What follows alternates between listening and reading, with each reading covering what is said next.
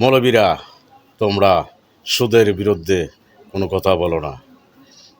সুদ ঘুষ খাওয়ার সুযোগ করে দাও।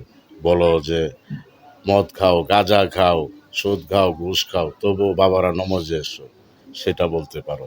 সুদের বিরুদ্ধে ওয়াজ বলতে পারো না। সুদ খায়ও নামাজ পড়লে জায়েজ হবে, তাই না?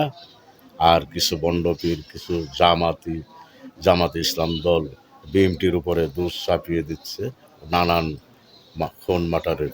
তারা যে দেশে এই উচ্ছৃঙ্খল, ওরাই জামাত আর চরমনাই এনসিপি, এই কয়েকটা দল মিলে দেশের মধ্যে যেই খুন খারাপি হচ্ছে, সব কিছুর মূলত তারাই।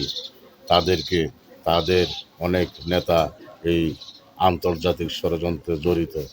আর এখন বর্তমানে কয়েকটি লোক বিএমপিতে নাকি পদত্যাগ করেছে।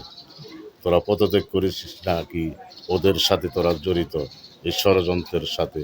যারা পাথর মেরে পাথর মেরে যাকে হত্যা করেছিস, বিএনপির যুবদলের কর্মীকে, তা তোরাই করেছিস।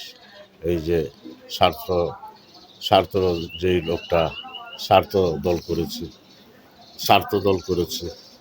নতুন দল গঠন করছে স্বার্থরা, তারা এনসিপি এনসিপি তাদের মিটিংয়ের থেকে একজন ধরে এনেছে প্রধান আসামি, আরও অনেক ধরতেছে। আওয়ামী লীগের লোকজন, জামাত শিবিরের চরমনায় সবাই জড়িত। আর যারা পদত্যাগ করেছ, তোমরাই আন্তর্জাতিক ক্রিমিনাল। বিএনপি থেকে এই মুহূর্তে যারা পদত্যাগ করেছ, তোমাদেরকে আইনের আওতায় আনা হবে ইনশাল্লাহ।